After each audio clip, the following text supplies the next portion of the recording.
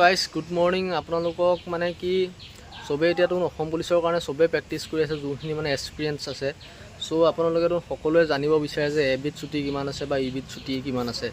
আজি সেইখিনি কথাকে মই ক'ম বুলি ভাবি ভিডিঅ' এটা বনাব আহিছোঁ আৰু আপোনালোকে ভিডিঅ'টো সম্পূৰ্ণ চাই থাকিব আৰু কালি মোৰ এটা ভুল হৈ গ'ল মানে কি আপোনালোকৰ যিটো টোটেল মাৰ্ক কৰিছিলোঁ টোটেল মাৰ্কত আপোনালোকৰ মানে মই 42 হ'ব নালাগে 52 হ'ব লাগে এবি ক্ষেত্ৰত যেটো মানে আপোনালোকক কাট অফ দিছিলোঁ আৰু বহুতে ভাবিছে মানে কি মই বেছি হাই কাট অফ দিব জানো মানে যোনটো ফাইনেল সিলেকশন হ'ব হেতুৰ ওপৰত মই কালি কাট অফ দিছিলোঁ দেই মানে কি তেনেকুৱা নহয় যে আজিকালি কম্পিটিশনৰ যুগ বেছি বুলি ভাবিও আপোনালোকে হেৰি কৰিব নালাগে কাৰণ আপোনালোকে কম বুলি ভাবিলে কেতিয়াও সাকসেস নহয় অলপ বেছিকৈ ভাল বুলি ভাবিয়ে মানে হেৰি কৰিব লাগে কাৰণ কম বুলি ভাবিলে আপোনালোকে কেতিয়াও সাকসেস নহব সেই কাৰণে আপোনালোকে যদি কম বুলি ভাবি প্ৰিপাৰেচন কৰে না কম বুলি ভাবিলে প্ৰিপাৰেচন কৰিলে আপোনালোকৰ নিজৰে লছ সদায় বেছি বুলি ভাবি প্ৰিপাৰেচন কৰিব লাগে যে 2-1 কমিলো যেন আপোনালোকে ফাইনেল মেৰিট লিষ্টত চান্স পায় আৰু যেটো দিছো মইতো আপোনালোকৰ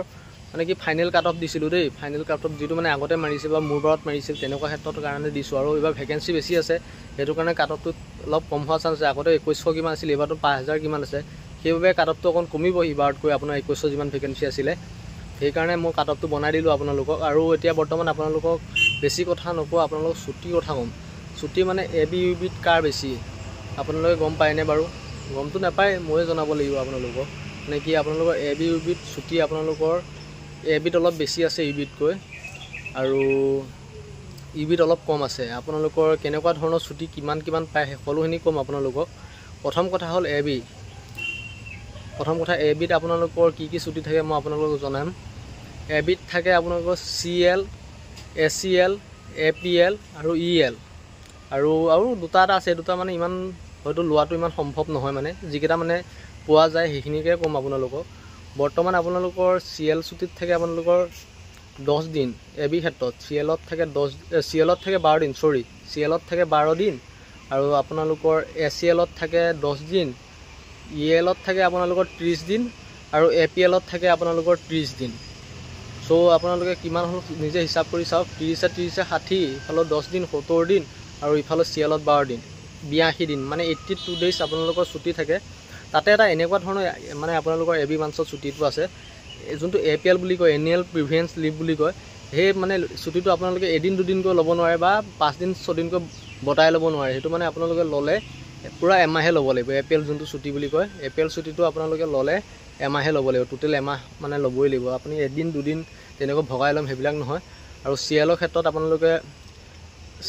আপোনাৰ 12 দিন থাকে যেতিয়া আপোনালোকৰ হলিডে থাকে কিবা থাকে তেতিয়া আপোনালোকৰ বন্ধটো ফটি মিলাই মানে আপোনালোকৰ যদি 7 দিন থাকে যদি দুদিন আপোনালোকৰ সানডে পৰে বা আপোনালোকৰ হলিডে কিবা পূজা মানে কিবা কিবি আহিলে হলিডে থাকিলে তাত মানে ছুটিটো প্লাস হৈ যায় মানে আপোনালোকৰ বন্ধ থাকিলে ছুটিটোৰ লগত আপোনালোকৰ হলিডে কেটা প্লাস হৈ যায় এই তেনেকুৱা সিএলটো হয় আৰু ইএলটোত আপোনালোকৰ হলিডে প্লাস নহয় আপোনালোকে গম পাব যেতিয়া সোমাব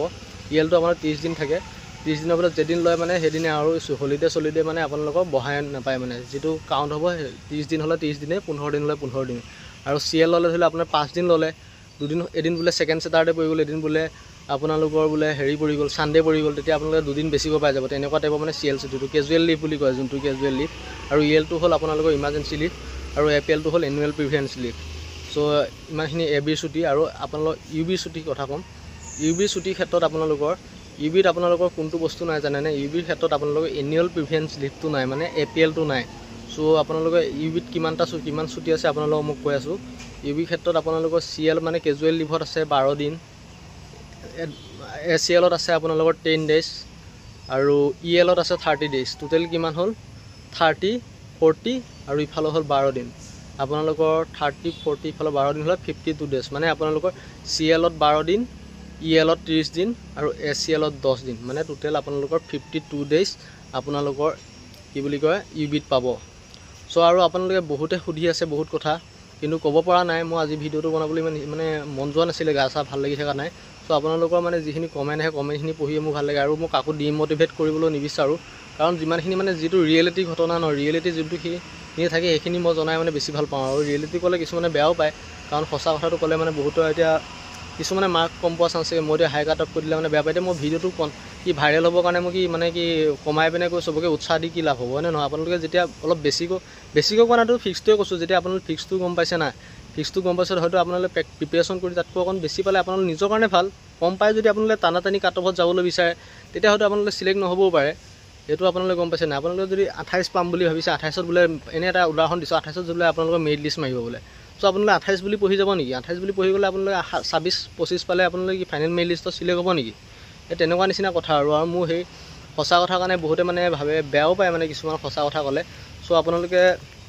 জনাব মোৰ ভিডিঅ'বিলাক চাই কেনেকুৱা লাগে আৰু মেইন নেক্সট টপিকটো মই লৈ আহিম অলপ দেৰিকৈ আপোনাৰ নেক্সট টপিকটো বহুতে সুধি আছে মানে সুধি থকাৰ কাৰণে মই লৈ আহিম নেক্সট টপিকটো আছিলে আপোনালোকৰ এই যোনটো মানে একাডেমিক মাৰ্ক আছে একাডেমিক মাৰ্কটো বহুতে বুজি পোৱা নাই সো একাডেমিক মাৰ্কটোৰ বিষয়ে লৈ আহিম আৰু অলপ কিবা কিবি মানে বেলেগ টপিকৰ ওপৰত লৈ আহিম সো ভিডিঅ'টো চাই কেনেকুৱা পালে জনাব যদি মোৰ চেনেলটো চাই ভাল পায় বা ভিডিঅ' চাই ভাল পায় ছাবস্ক্ৰাইব কৰিব আৰু কমেণ্ট এটা দি যাব নাপাহৰিব কাৰণ মই কমেণ্ট এটা দিলে মোৰ মানে বহুত ভাল লাগে আৰু মই ভিডিঅ' বনাবলৈ মন যায় সো আপোনালোকৰ উৎসাহ পাওঁ আপোনালোকে কমেণ্ট এটা দিলে আৰু লাইক কৰিব শ্বেয়াৰ কৰিব ধন্যবাদ